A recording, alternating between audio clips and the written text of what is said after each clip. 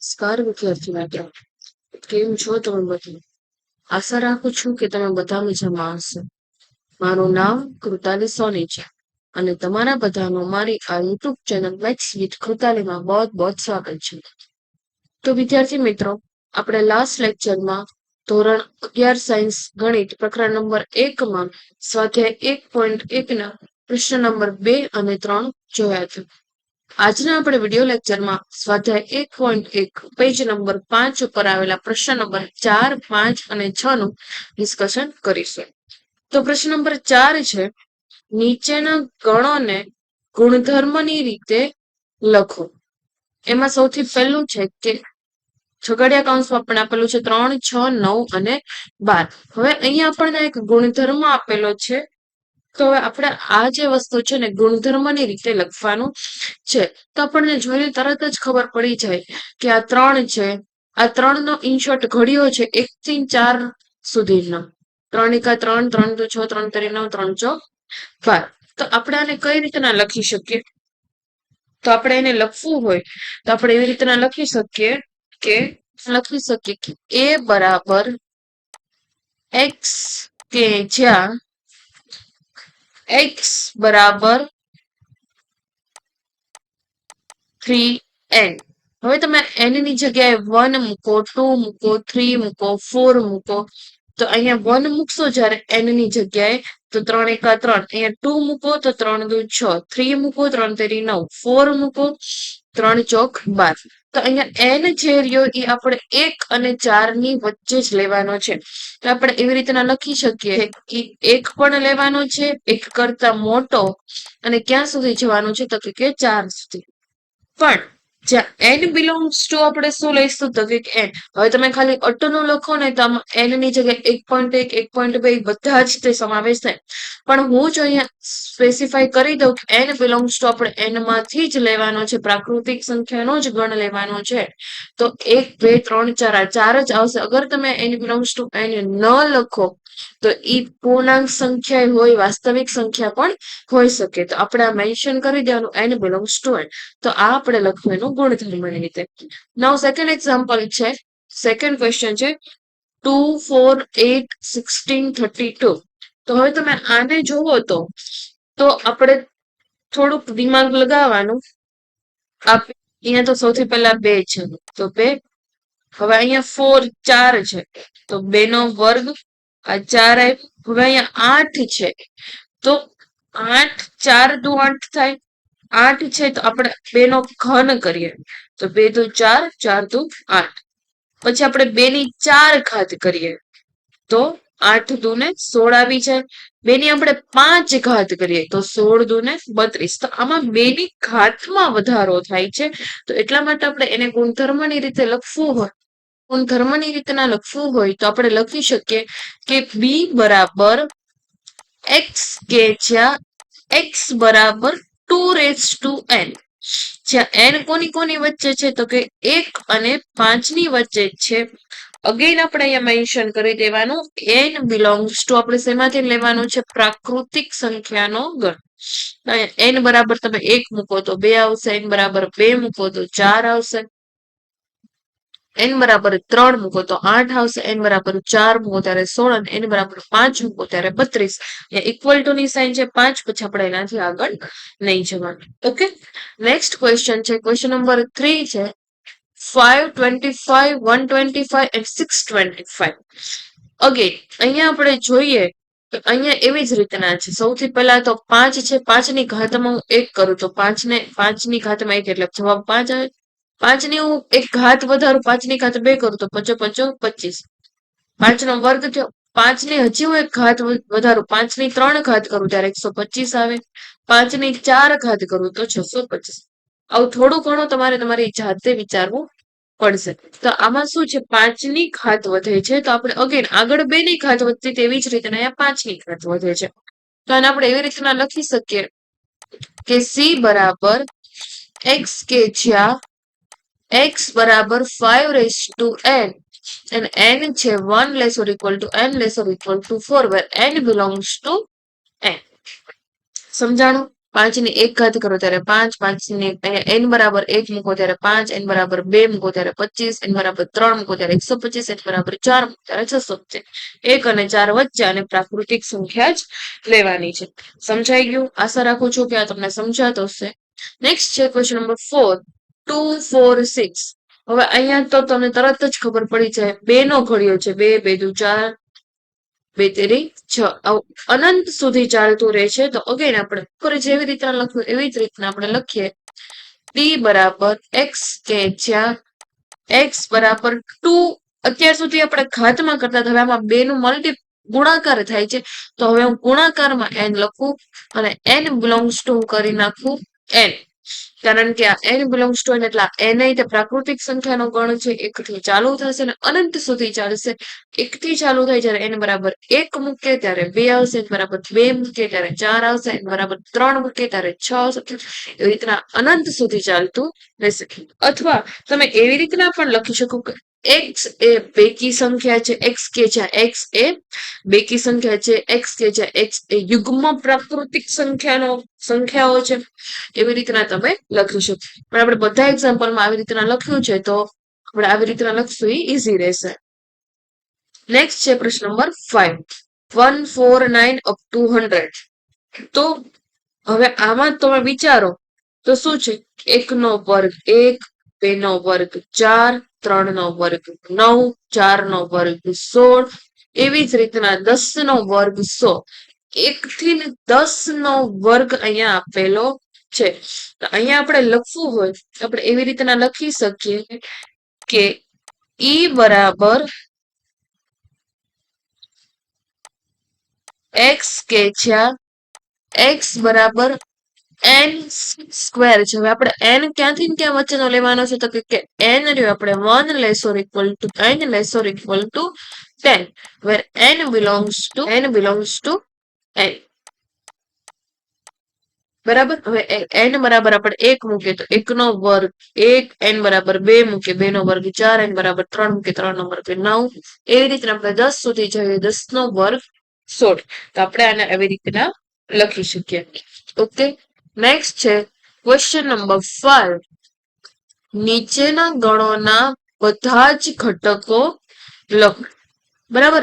એમાં પ્રશ્ન નંબર 1 છે, ફર્સ્ટ a બરાબર x કે જ્યાં x એ અયુગ્મ પ્રાકૃતિક સંખ્યા છે. હવે અયુગ્મ પ્રાકૃતિક સંખ્યા તો અયુગ્મ સંખ્યા તો તમને ખબર હશે. તો અહીંયા આપણે લખશું a બરાબર 1, 3, પછી 5, 7. આ અયુગ્મ પ્રાકૃતિક સંખ્યા અનંત સુધી ચાલતી રહેશે. અત્યાર સુધી આપણને આવા ઘટકો આપી દીધા હતા, આપણને ગુણધર્મની રીતે લખતા હતા. પ્રશ્ન નંબર 5 છે એનાથી ઉલટો છે કે અહીંયા આપણને ગુણધર્મ આપી દીધા છે ને એના આપણે ઘટકો લખવાના છે. બરાબર. તો આ પહેલાનો જવાબ આવશે અયુગ્મ પ્રાકૃતિક સંખ્યામાં 1, 3, 5, 7. નેક્સ્ટ છે પ્રશ્ન નંબર 2, b બરાબર x કે જ્યાં x એ પૂર્ણાંક છે. પણ પૂર્ણાંક ક્યાંથી ક્યાં વચ્ચેનો છે, તો કે -1/2 less than x less than 1/2. હવે જે -1/2 છે એ કોની વચ્ચે હશે? -1/2 એટલે 0.5 થયું, less than x less than 9/2 રહ્યું એ 4.5 થશે. આપણે 9/2 કરીએ તો 2 ચોક 8, 9 માંથી 8 જાય તો 1, 0 અને 2 5 10, તો 4.5 થશે. બરાબર. તો આ 9/2 છે 4.5 થશે. ઓકે. તો આ જે રહ્યું x એ કોની વચ્ચે છે, તો કે -0.5 અને 4.5. હવે અહીંયા આપણને કીધેલું છે કે x એ પૂર્ણાંક છે, તો આપણે આ બંને વચ્ચે આવતી પૂર્ણાંક સંખ્યા જ લેવાની છે. તો હું તમને સંખ્યા રેખાથી સમજાવતો છું. 0 આવશે, પછી 1, 2, 3, 4 and 5. અહીંયા આવશે -1, -2, -3, -4. હવે -0.5 ક્યાં આવશે, તો કે અહીંયા આગળ આવશે. અહીંયા આવશે -0.5. -0.5 થી લઈને 4.5 આ અહીંયા આવશે 4.5 અન્ડરસ્ટેન્ડ -0.5 થી 4.5 એટલે આપણે આટલો એરિયા છે આપણો. હવે આની વચ્ચે કેટલા પૂર્ણાંક કયા કયા આવે છે એ આપણે લખવાના છે. તો કે આની વચ્ચે કયા આવે છે તો કે 0, 1, 2, 3 એન્ડ 4. ઓકે 0, 1, 2, 3 એન્ડ 4 એટલી જ વસ્તુ આવે છે. તો આપણે એ લખીશું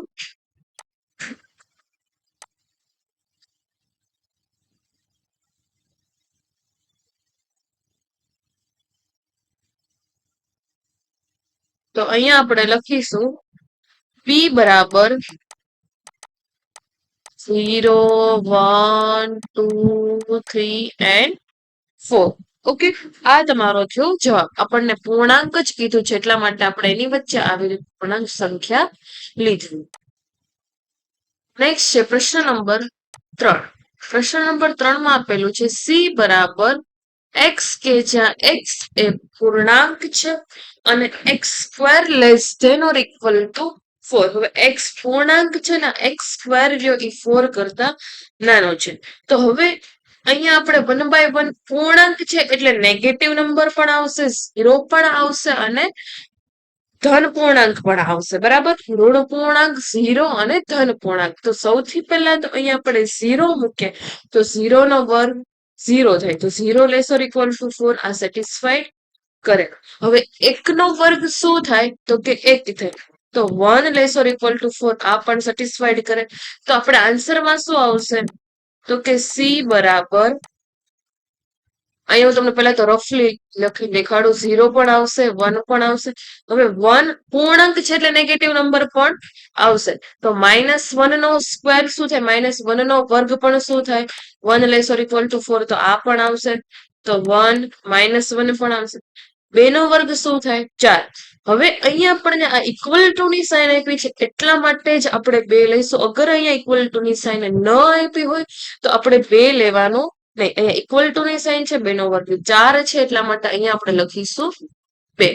અહીંયા આપણે -2 લખીએ તો -2 નો વર્ગ પણ શું થાય 4. હવે તમને એમ થતું આ નેગેટિવ પૂર્ણાંક કઈ રીતના આવે તો આવી રીતના -2 નો વર્ગ એટલે -2 બે વાર આવે.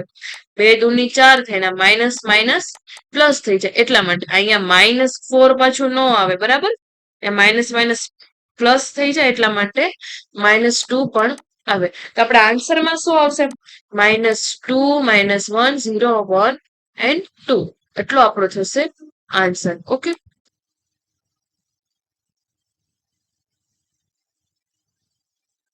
તો અહીંયા આગળ આપણે આન્સરમાં લખીએ તો આન્સરમાં આવશે c બરાબર -2, -1, 0, 1 એન્ડ 2. ઓકે નાઉ નેક્સ્ટ છે પ્રશ્ન નંબર 4. d બરાબર x કે જ્યાં x એ લોયલ શબ્દનો મૂળાક્ષર છે. લોયલ શબ્દનો મૂળાક્ષર છે. બરાબર તો હવે અહીંયા આપણે એને લખવું હોય તો અહીંયા આપણે લખીશું d બરાબર લોયલ શબ્દનો મૂળાક્ષર છે એટલા માટે આપણે રિપીટેશન નહીં કરીએ અને આ બધા આપણે ઘટકો લખવાના તો સૌથી પહેલા આપણે લખીશું l પછી o પછી y ને a. l છે પણ l અહીંયા આવી ગયો આપણે પુનરાવર્તન કરતા નથી એટલા માટે આનો જવાબ આવશે આટલો. ઓકે નેક્સ્ટ છે પ્રશ્ન નંબર 5. પ્રશ્ન નંબર 5 છે e બરાબર x કે જ્યાં x એ વર્ષનો 31 દિવસનો ન હોય તેવો મહિનો છે. હવે 31 દિવસના જેટલા મહિના ન હોય એ આપણે લખવાનું છે. તો હવે મે બી તમને એવી રીતના ખબર પડતી જશે કે 31 દિવસના આપણે કેવી રીતના કાઉન્ટ કરીએ છીએ, કેવી રીતના આપણે એને ગણીએ છીએ. સૌથી પહેલા તો આપણે મહિનાઓના નામ લખવાનું ચાલુ કરીએ તો સૌથી પહેલા તો આવે જાન્યુઆરી. તો જાન્યુઆરી તો 31 દિવસનો છે તો જાન્યુઆરી ન આવે. પછી આવે ફેબ્રુઆરી. આપણે 31 દિવસ તો ન હોય તેમ લખવાનું છે. તો જાન્યુઆરી તો 31 દિવસનો છે. પછી આવે ફેબ્રુઆરી. ફેબ્રુઆરીમાં 28 ઓર 29 હોય ફેબ્રુઆરી. પછી આવે માર્ચ. માર્ચમાં 31 ડેઝ હોય માર્ચ. પછી એપ્રિલ તો કે એપ્રિલમાં 31 દિવસ ન હોય એપ્રિલ. મે ન આવે જૂન. જુલાઈ ઓગસ્ટમાં 31 દિવસ આવે, પછી આવે સપ્ટેમ્બર. ઓક્ટોબર મહિનામાં અગેન 31 દિવસ આવે, એટલે નેક્સ્ટ આવશે નવેમ્બર.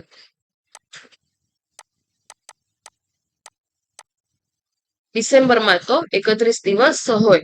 તો મે બી તમને આમાં હાથ આપણે આવી રીતના રાખીને જે કાઉન્ટ કરતા હોય છે, જાન્યુઆરી, ફેબ્રુઆરી, માર્ચ, એપ્રિલ, એમાંથી જે ઉપર આવે એમાં 31 દિવસો, અને જે નીચે આવતા હોય એમાં 31 દિવસ ન હોય. તો આપણે એવી રીતના કાઉન્ટ કરીને બીજા બધા મહિના લખીશું. નેક્સ્ટ છે પ્રશ્ન નંબર 6. એફ બરાબર એક્સ, કે જ્યાં એક્સ એ અંગ્રેજી મૂળાક્ષરોની ક્રમાનુસાર યાદીમાં કે પહેલાનો વ્યંજન છે. શું છે? વ્યંજન. હવે એટલે આપણે સ્વર નથી લખવાના, એનો મતલબ એવો છે આપણને અહીંયા વ્યંજન કીધું છે એટલે આપણે સ્વર લખવાના નથી. તો હવે અંગ્રેજી મૂળાક્ષરમાં કયા કયા સ્વર આવે છે? તો કે એ, ઈ, આઈ, ઓ અને યુ. હવે આમાં જે કે પહેલા આવતું આપણે એબીસીડી બોલતું જવાનું, કે પહેલાના આપણે વ્યંજન લખવાના છે. તો આપણે કેવી રીતે લખશું? તો કે એફ બરાબર એ. તો સૌથી પહેલા તો અહીંયા એ આવી ગયું એટલા માટે એ નહીં આવે. એ પછી શું આવે? બી, સી, ડી, ઈ. પણ અહીંયા ઈ તે આવી ગયો એટલે ઈ પણ નહીં આવે. ઈ પછી એફ, જી, એચ. અહીંયા આવી ગયો એચ, પછી આઈ. તો અહીંયા આઈ આવી ગયો એટલે આઈ પણ નહીં આવે. પછી આવશે જે અને કે. તો આપણે કે પહેલાના લખવાના છે એટલા માટે અહીંયા સુધીનું જ આવશે. તો આ વાળો થયો આપણો આન્સર છે. બરાબર? બી, સી, ડી, એફ, જી, એચ, જે. આટલો થયો આપણો આન્સર. ઓકે. નાઉ નેક્સ્ટ છે પ્રશ્ન નંબર 6. પ્રશ્ન નંબર 6 છે ડાબી બાજુએ યાદીની રીતે, એટલે અહીંયા આપણને યાદીની રીતે આપેલું છે, દર્શાવેલ ગણોને જમણી બાજુએ તેના જ ગુણધર્મની રીતે દર્શાવેલા ગણો સાથે સાંગળો. અહીંયા આપણને યાદીની રીત આપેલી છે, અહીંયા આપણને ગુણધર્મની રીત આપેલી છે. બરાબર? તો સૌથી પહેલું છે 1, 2, 3, 6. આ 1, 2, 3, 6 ઈ શું છે? તો કે 1, 2, 3, 6 જે છે એ આપણે 1 by 1 જમણી બાજુએ જોતા જઈએ તો આપણને આઈડિયા આવતો જાય. તો સૌથી પહેલા જમણી બાજુએ એમાં આપેલું છે એક્સ, કે જ્યાં એક્સ એ અવિભાજ્ય સંખ્યા છે અને 6 નો અવયવ છે. અમે તમને આની પહેલા જ અવયવ ને અવયવી શીખડાવી દીધું. બરાબર? આપણે હવે 6 ના અવયવ ગોતવા છે. તો 6 ના અવયવમાં શું આવશે? તો હું અહીંયા તમને રફ વર્ક કરીને દેખાડું. 6 ના અવયવમાં આવશે સૌથી પહેલા તો એક અવયવ, એટલે કે આપણે જે ઘડિયા બોલી, આપણે 1 થી 6 સુધીના, અહીંયા 6 ના અવયવ કીધા છે. 1 થી 6 સુધીના ઘડિયા બોલવાના અને એની અંદર એ વસ્તુ આવી પડે. ઓકે. તો સૌથી પહેલા તો 1 ના ઘડિયામાં 6 આવે. તો 1 ના ઘડિયામાં 6 ક્યારે આવે? તો કે 1, 6, 6. નેક્સ્ટ આપણે લઈએ 2. 2 ના ઘડિયામાં પણ 6 આવે. 2 ના ઘડિયામાં 6 ક્યારે આવે? તો કે 3, 2 ને 6, પછી તો 3. બરાબર? આવી રીતના તમે આગળ પાછળથી લખશો એટલે તમારું આ ઈઝી વર્ક થઈ જશે. હવે 6 નો અવયવ છે પણ એ કેવી સંખ્યા છે? તો કે અવિભાજ્ય છે. વિભાજ્ય સંખ્યા નથી લેવાની. અવિભાજ્ય એટલે એક તો આપણે અવિભાજ્ય વિભાજ્ય એકમાં જ ગણતા.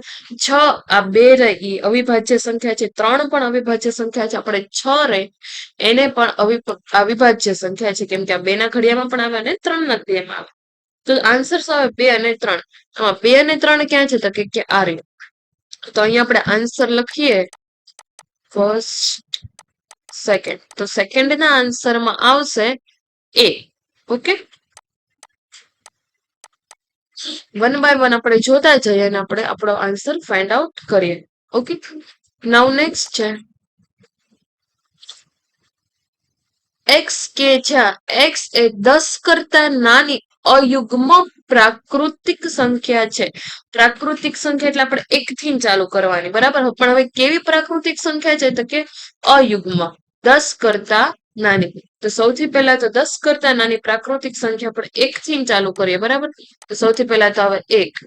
2 રહી એ યુગ્મ સંખ્યા, પછી આવે 3, 4 રહી એ અગણ્ય યુગ્મ, 5, 7 અને 9. તો આવું ક્યાં તમને દેખાય છે ડાબી બાજુએ? તો કે આર્યું ચોથા નંબરનું. તો બી ચોથા નંબરનો આન્સર આવશે